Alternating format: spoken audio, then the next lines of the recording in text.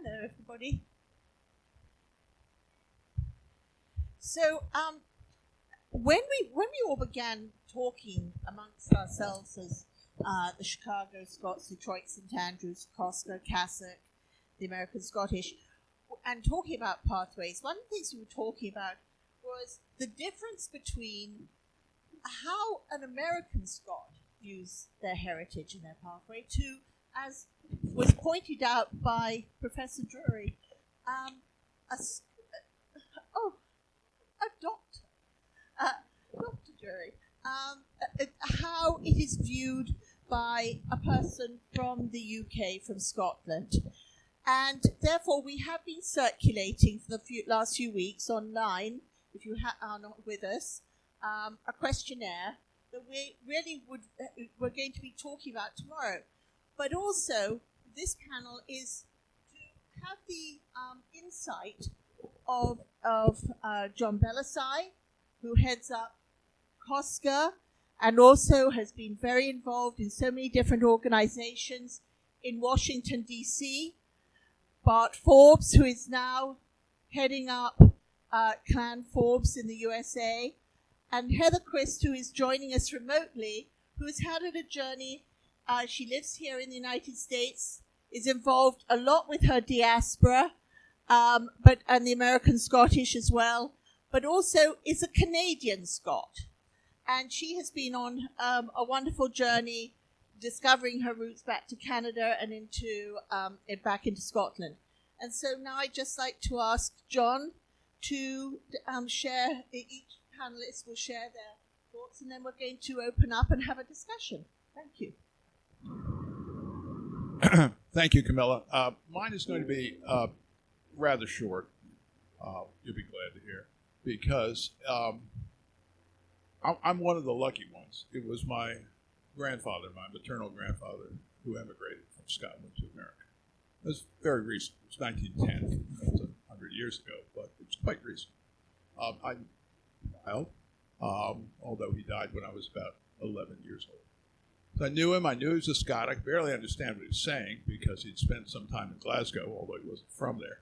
And I remember saying to my mother, "Mama, what language does Granddad speak?" And he heard me and he said, "The King's English, my lad, better than you'll ever speak it." And I said to her, "What'd he say? What'd he say?" I couldn't make out a word of it. But he was a native Scot. And I knew that, and I asked him what that meant, and I wished I had gotten to know him better because he passed before I really had a chance to get deeply into it as an adolescent. But I caught the bug from that, and his only son, my Uncle Bill, had also caught the bug. So Uncle Bill knew a lot because he'd grown up with Granddad, and he shared most of that with me. And for my 40th birthday, I got a trip to Scotland. And I went with my father. He was not a Scot, but he was an explorer. So we went together. We drove all over the Highlands and some of the middle of Scotland for a couple of weeks. I knew the town that my grandfather came from. I knew that I had cousins there. It's Killearn, which is easy to find on Loch Lomond, which is a big deal in the MacGregor story. I knew that my grandfather was MacGregor. Although he didn't bear the name. His surname was King, which is one of those names that the MacGregor aliases that are well documented. MacGregors had to give up their surname for about 170 years. That's one of about 30 or 40 that they commonly took. So I knew to look there. We went there. I met the cousins. One of them said to me, "You know, I've got all of this genealogy stuff I've been collecting for the last 30 or 40 years at the Scottish Records Office. Nobody else wants it. Can I give it to you?" And he did. So it really fell into my lap, and I was quite fortunate. Back to Scotland several times since then. Joined the Clan Society because I had very strong connection with my Scottish heritage. Gus Noble and others asked me why, because you're not, completely Scot, and nobody in this country, for the most part, is. I'm half Sicilian, half MacGregor. That's an interesting mix. That's another story for another time. But I'm very interested in my Italian heritage, but it's my Scottish heritage which has really fired me up. And I've always been interested in it. I identify strongly with it. I can't fully tell you why. It's an emotional and psychological connection. Some of it was reinforced by going there. Some of it was reinforced by meeting cousins and knowing they were my family. That was a really nice, lucky part of it, to have Scottish relatives who you could talk to. And, it led one thing to another. Join the clan society, wear the kilt. If you feel you're connected, then you need to act on it. I think that point was made earlier, and it's very true, I think, for most of us.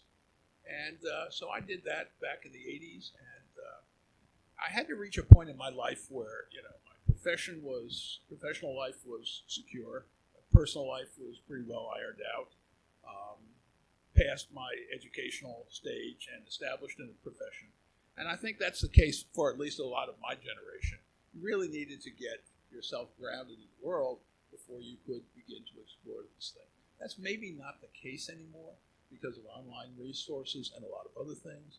And I see younger and younger people really catching the bug, and I encourage that, try to encourage them. But what I would have had to do back in the 80s was spend a lot of time at the Scottish Records Office, which I couldn't do. I was resident in another country. Fortunately, I ran into a cousin who gave that to me. But now I can go online and I can get all that. And Bruce Dury pointed out to me, go look up Scotland's people and you'll find your grandfather there. And I did. And all of his brothers and sisters. And several generations back, it matched what my cousin had laboriously gotten from the Scottish Records Office. And it was available to me in an afternoon. It's available to you all as well. So, involved in a lot of Scottish organizations, but so are you. My path is not, in that sense, different from a lot of you. The MacGregor connection is a pretty, it's a romantic one. Everybody knows who the MacGregors were. They were pretty nasty fellows back in the old days on the ground in reality. Of course, they were made that way by some others who were nameless, if some of them are here today. But, we romanticize the past, but I think if you look at it and how we got to where we are, whoever we are, from where we started, it's an interesting story, and it is for each and every one of us, although our stories are somewhat different. But there are patterns. My grandfather left because things got tough. The laird went bankrupt, and he employed my great-grandfather and his 5 or 6 sons, and all of a sudden they were out of work. So, he said to a couple of them, well, you're going to become gardeners now. And they said, all right. My grandfather went to the Royal Botanic Gardens, and he studied, became an apprentice gardener. He immigrated to New York. He worked on some estates there, and he ended up as the head gardener at the New York Botanic Gardens, which was pretty cool.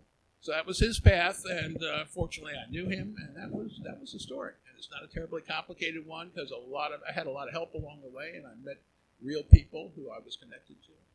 But many of you can, and I'm sure have done that, gone back to Scotland and found relatives. They're there. Sometimes they're interested in meeting you too. Not always, but sometimes. Thank you. And so, Bart, you've your discovery and journey to the Forbes and all that it's meant really enriches your life. I think that's something that you're being very modest about, John. I think it does. You've used the strength and all that you do to organise and be such a leader through your heritage that you get part because you've really taken this forward. So over to you. Thank you. I did actually provide some slides because my journey ended when I received my genealogy from a cousin of mine. But I didn't realize that my personal journey started with that and with the clan society. And that's what has really launched me on my personal journey in terms of what it means to me and how a clan society, how my being the president of the Clan Forbes Society, or as Bruce would say, the House of Forbes Damn Lowlander Society, really is a major part of my journey now. So if we go to the next slide, this is what I've been able to learn to bring context to my genealogy. So next slide, I will go through this really quickly. I've been able to research a lot of articles and share them with my clan members, so I've learned a lot. Next slide. And some of these things are things I've learned from other people. Pat Cummins helped me with some of these informational blogs on the website. Again, I learn and then I share. Next. And we also had a woman who was in D.C. area who does family stories. That's how a lot of people start. And she actually interviewed me. And it's a way that you can start your genealogy by interviewing people of a certain age to tell their stories. And we saw some of that from part of this presentation today. Next, please. There I am at the Federation of Genealogical Societies with Fernando's colleague Janine Cloud. Getting connected with FTDNA was really helpful for me as well. But again, sharing this, finding about new people, bringing context to what my genealogy was, and then sharing it was very important. Next. Facebook. I'm able to help people. People saying, have you ever heard of this particular person? Thankfully, we have a lot of genealogy of the Lords Forbes in the House of Forbes, a book. And one of the motivations I have now is I'm now updating this book based on my knowledge, based on my information, and with the support of my clan chief. So another way that we can help each other. Next. And there is the famous professor, or Dr. Bruce Dury, who was I put this on Instagram. Again, a way to share this and bring context to my genealogy. And so this is one way that I can share that. Next. I also do it on Twitter. One of the major things I've accomplished in the last 9 months is to create an ancestral tour. Now I know some of my history, my genealogy, thanks to my distant cousin. We're going back to it. We've just maxed out the number of people on our tour. We have 24 people, and Jamie Lord Semple will be running the tour. And we're going to Clan Forbes, and I can share this with my members. Next. Another thing I've been researching are the family trees, the way to get other people excited about their genealogy and see how they connect. And so I've been able to track all the family trees of the Lords. And next, the branches. And I know which branch I'm from now based on my genealogy. Again, bringing context to my genealogy and helping other people bring their context. Next. And, which was really exciting, we were able to find out that we're of royal blood. Well, everybody's of royal blood. If you're alive today, chances are one of your ancestors was still alive because who had the best hygiene and health? Royal. And so we traced it back to the original kings of Scotland, through the valley, through the Bruce, and through the Stuarts. And if you see at the end, the second Lord Forbes married a granddaughter of Alexander III. And that's how we get, and our people love this, and all of a sudden brings context, again, and excitement into the genealogy. Next.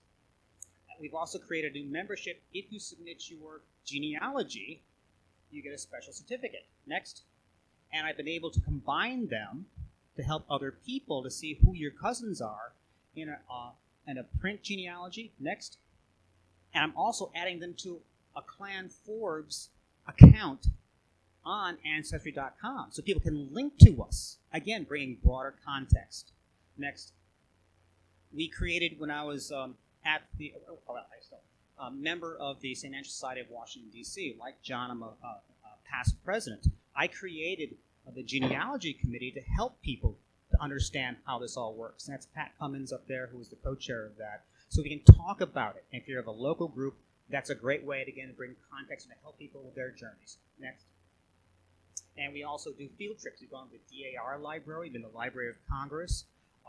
Here we are at the Fairfax Library with the person who runs the whole genealogy floor of the library. And that's also very exciting. Next. And my goal is to become a Shenandoah. I'm not quite sure how to get there. But I will talk to you about that so I can become the Shenandoah for House of Forbes. And I just got a message from him yesterday. And we're stopping at the house, Castle Forbes, during our tour. And we can correspond on a regular basis. I need to have the experience to be able to be a Shenandoah so that I can continue my journey learning and help other people. Next. And I'm now, as I mentioned earlier, the group administrator for the DNA testing services. So again, learn context. And I've done several things with that. Next slide. I've actually traced out our haplogroup tree. Fernando would be very happy to see that. And more excitingly, next slide, I've done an analysis of my project to see where I fit, and I'm in the IM 253, which is interesting. So, next. And then we're doing our ancestral tour, and I got approval from Scott Plans to get this article from Bruce posted on my website to help people with their literal tour, their personal tour. Next. And we've also engaged them through what they want to go see. Next. And of course, our tour, part of our tour is going to be at the Inverness Highland Archive Center to really get the context, get the original documents. Next.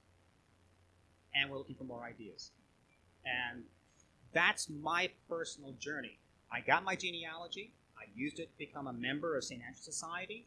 But there's so much more than just getting your line, your family tree. And this is what brings Scotland now, living Scotland now. Thank you. But also,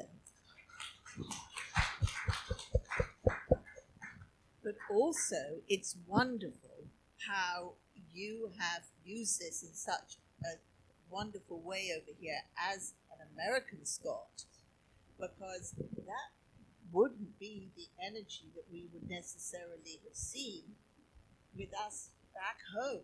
Sometimes the thing that I've noticed is when we're transplants, we become closer and more interested in what's going on because we're away from it. These organizations all began because people wanted news from home. That was why in New York, which I can speak to, they all would gather down at Francis Tavern, and St. Andrews started as the first organization there, waiting for news from home. And that was really it. So I want to now ask Heather Quist, who I work closely with, she's a member of the board of the ASF, and to tell us a little bit about her journey, because she is, though she's living in New York, brought up in New Jersey, your family's from Canada, and then back to Scotland, Heather. Yes. Can everybody hear me?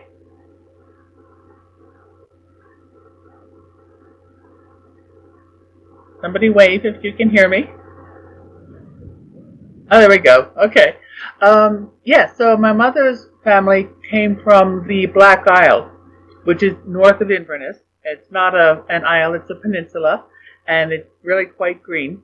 Probably like most people, I had a vague idea of my family history, but it wasn't until my parents passed that I realized you really have to connect with the older generations before they pass.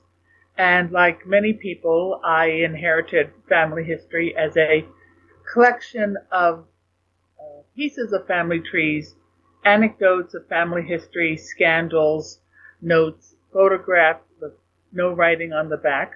And it was very intimidating as to how to handle it. But I started off by simply making a photocopy of all the pieces of family trees that I had.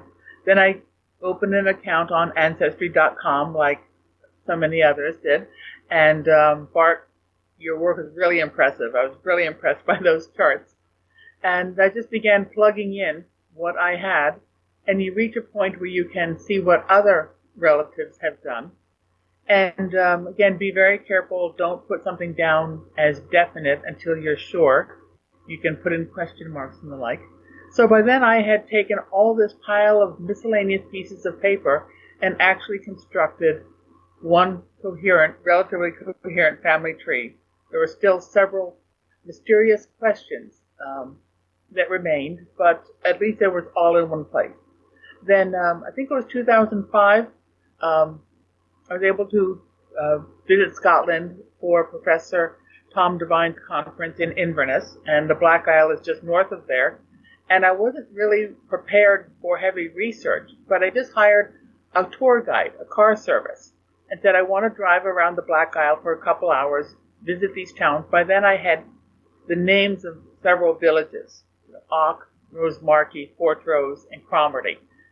And it was wonderful to be able to be in those places where they came from, to visit cemeteries. They have the genealogy carved into these massive gravestones. And I just had a very great time photographing the sides of all these gravestones to collect the information. And it gave me a lot of good leads and the like. And it was just inspiring to actually be where they were, to see the land. I had ancestors who had worked at a manor house called Rose Hay, just above Ock, and to actually see, this place where they had been, even though the mansion was torn down in the 50s, as so many of them were, it was inspiring.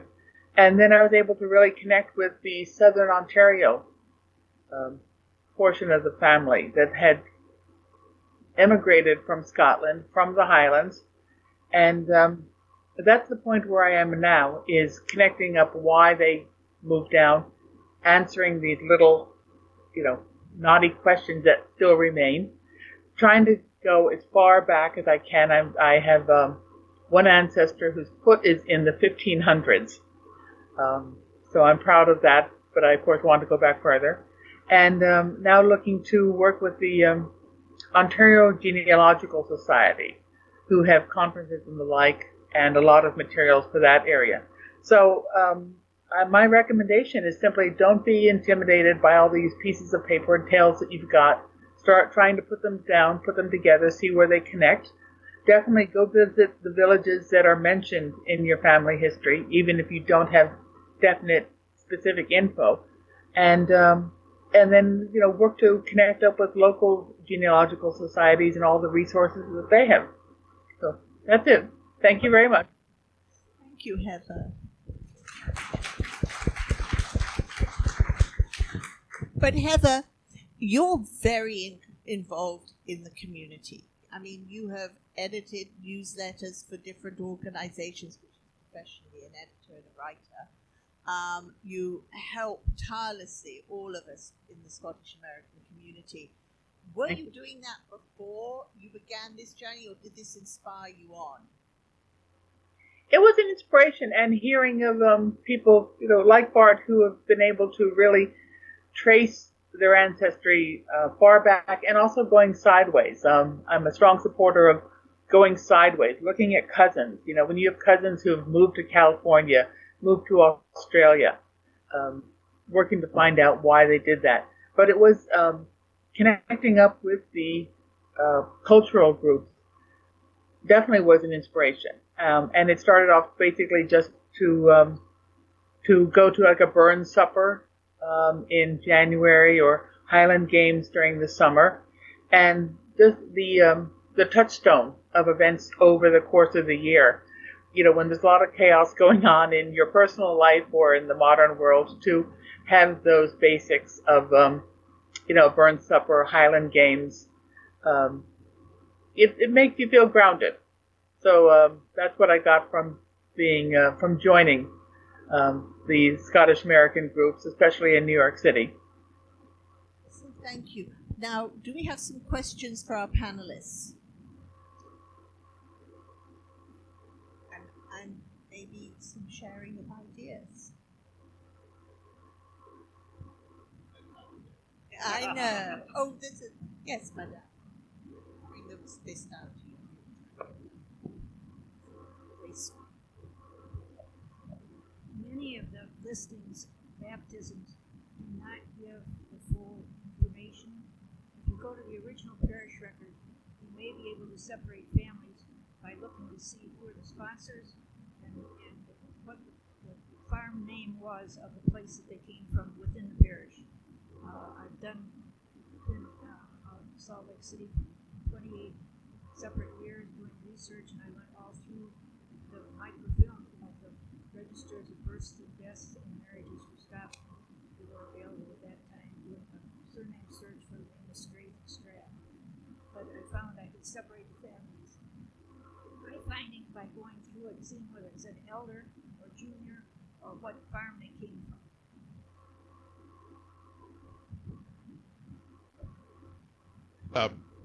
For some of us, even the genealogical records, when you find them, will only take you so far. What my cousin gave me took me back to about 1755 in Perthshire. And several towns that are fairly close to where my current cousins live. But before that, there was nothing. And of course, the reason is MacGregors were outlaws. Not only were they Jacobites, but they were outlaws in their own right, everything that outlaws do. And for the longest time, you got paid if you brought their heads in. So they didn't want to be found. So when you have a line of outlaws back at the time that you had, open warfare going on in the Highlands up until 1746, and the MacGregors kept it up as long as they could after that. Those are not people who wanted to be found and didn't keep records. They purposely did not keep them, whether it was in parish churches or elsewhere. And if they did, they were using other names. By and large, they just kept to the heather. That's a particular problem that MacGregors have, but it's not totally unique.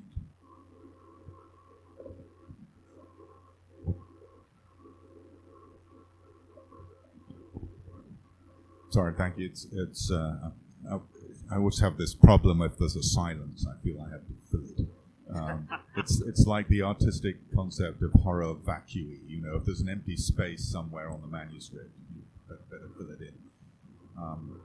Really, two comments. One relating to something you said, Camilla, about your experience as a first generation.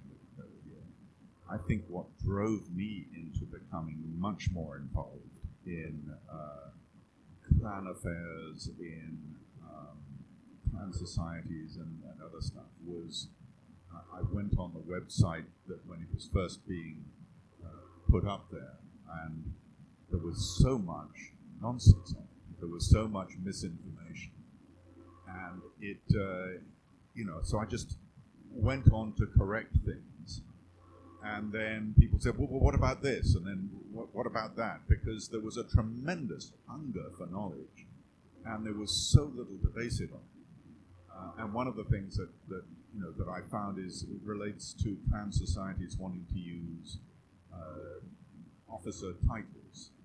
They were using title positions that had absolutely nothing to do with the culture and traditions of a Highland clan. They might be Mormon names or titles, or they might want to throw terms like chief or chieftain around for a clan society, which I think is utterly inappropriate. Anyway, I found myself being sucked into the thing, really just trying to sort of make a few corrections, and then I've got more curious myself about other things. The other thing I want to say about DNA and about written records, really, is it's a very special situation for some of the island clans because we have much less in the way of written records. And there was this classic story, and I think it's the early 19th century, it would have been Harris or North Lewis, I think it was Inverness. So Lewis is different. And the written records, such as they were, which were generally parish records, so if someone had fallen foul of the kirk, basically, and someone had written him up as being a malingerer, then there would be a record, or the birth records were in there as well. But anyway, a minister decided that these shouldn't be just left there in the islands, and they needed to be taken to Inverness for safekeeping. And sure enough, crossing the Minch, the sea came up, and all of them were lost. And so there simply aren't those written records for all of those areas. So we're forced to fall back on croft histories, records of tenant payments from individual communities, croft townships and so on, and then immigration records for who boarded ships. But none of the birth and death records were survived. If I could follow up exactly off of that, what you're saying, challenge what's already out there about your history at all times. That's one thing that I've learned. Why did this happen? And that's where the context comes into play. Get your sources. I write for the federal government. We have to have citations for everything. It's simply a matter on the web, and the internet is particularly pernicious because people just copy over everything and perpetuate it. Try to go back to the original source material. Find out what where, how, why. And that's, in fact, there's a wonderful book about how you can read original source documents. But that is what will help you in your journey to really question what people have told you, go back to the original document, and clean up the record. Bruce.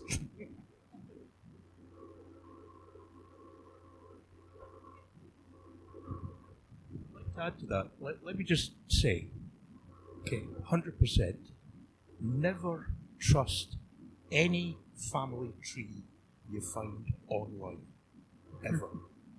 I have never come across one that isn't wrong in some major and important aspect. Okay? Just a very quick story. I was doing some work for a lady and she said, oh, we have this family tree online I'll send you a copy, and she did. And it was on, I won't say, it doesn't matter what service it was on, they're not responsible. And this family tree was drawn up by another person, and the birth order of a bunch of children was wrong in one generation. So I actually went and looked for this family tree, and I found the person who put it up there, and I thought, I'm a nice guy, I'll be helpful. I'll write to her and I'll say, hey, you got these kids in the wrong order, right?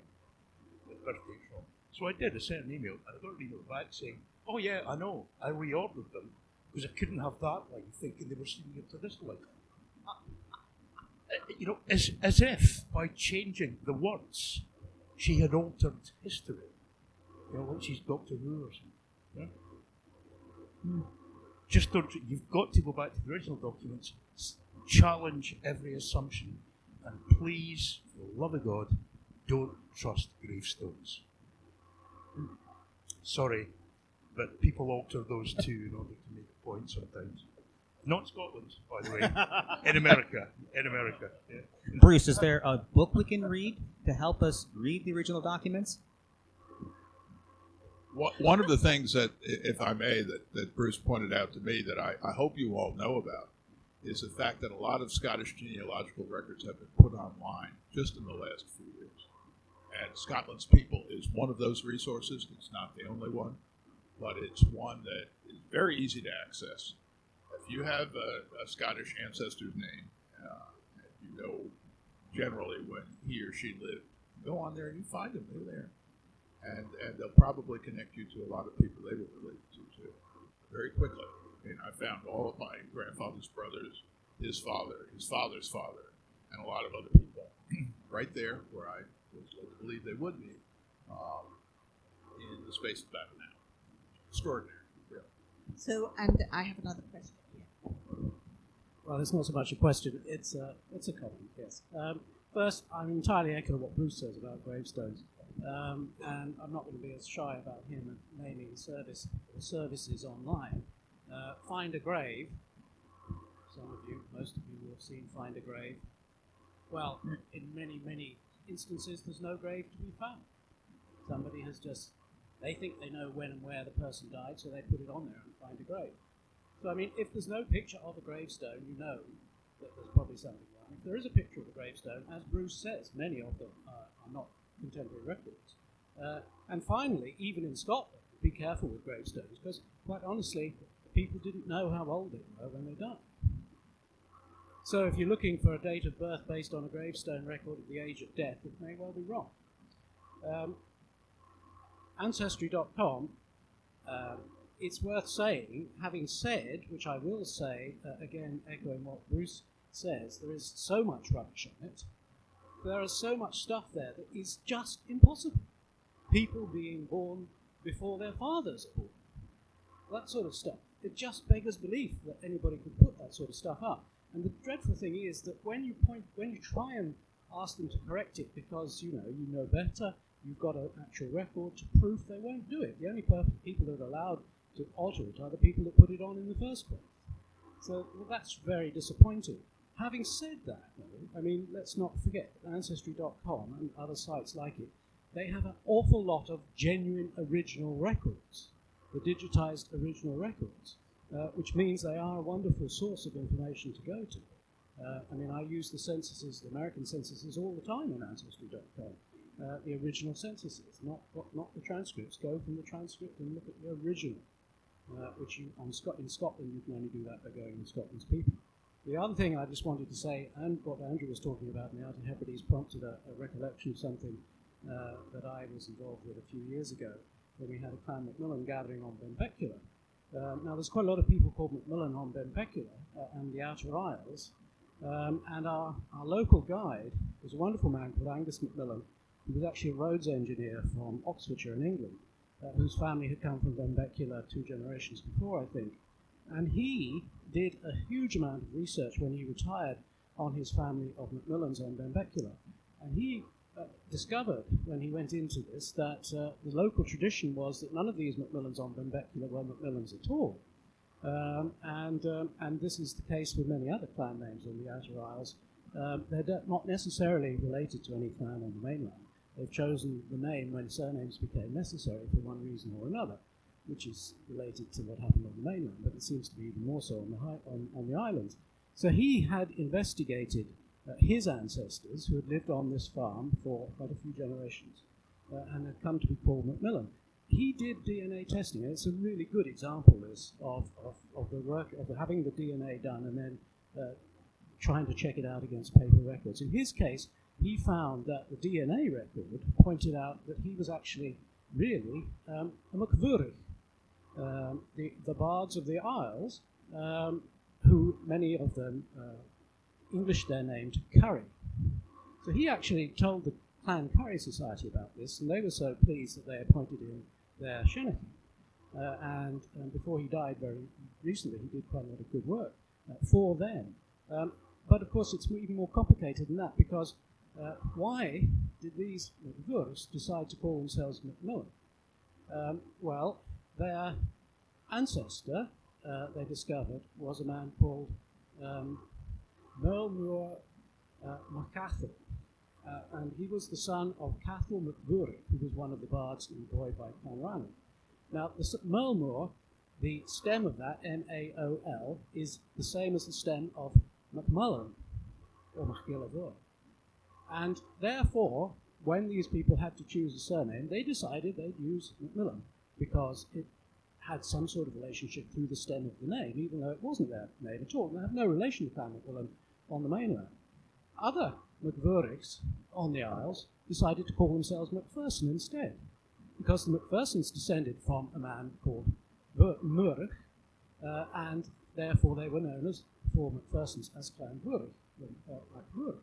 So some of the people on the islands who came from that, had that original name, came from that family, decided we'll call ourselves Macphersons. So it is very complicated, this whole business of the adoption of names, particularly on the Outer Hebrides, but anywhere in the Highlands, really.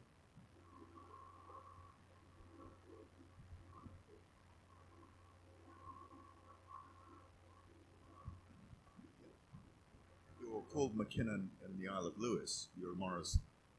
And the difference is obvious when you see them written in Gaelic, because the Clan McKinnon is the son of Finan, and the ones in Lewis are the sons of Cian.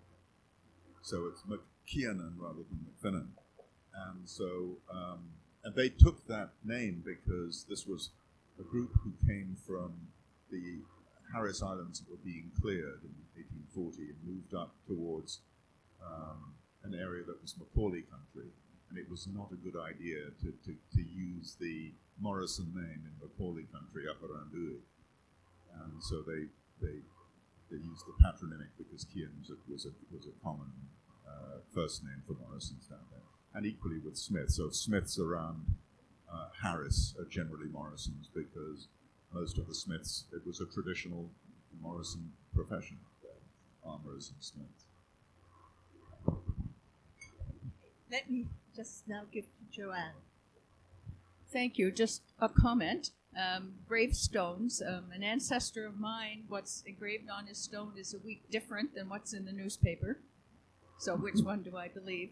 Also for Ontario census, most of them don't start till about 1841. There's a few areas that are earlier than that. But even at that, censuses in Ontario, I know, cannot be considered primary documents because the census taker sat in town. And sometimes it was a neighbor who reported what their neighbor was, so the information is not necessarily totally correct. They would report what they thought about Ontario censuses. So, and the same with the online sites. I tell people, take them as guidelines. It's a place to start, and then you can double check information from other sources to make sure that you've got it correct. I just want to say how proud I am of all our community and everybody here. We are enjoying our journey and being a part of this Scottish community, and we're also actively taking such actions to enrich our community and enjoying our life as having our Scottish heritage a part of us. So that, I think, is one of the main takeouts from this panel. I wanted to just ask everybody to complete their questionnaires. We hope that this is going to help to tell more of the story and the journey, help us to help you, as it were. There are things that we've seen that we're going to go over tomorrow from the data we're collecting. It is online for those who haven't yet completed it, and they can email it into our SNALC@gmail account. Are there any other questions? Or John, our chairman, John Cherry, would you like to say a few words? Or we've got another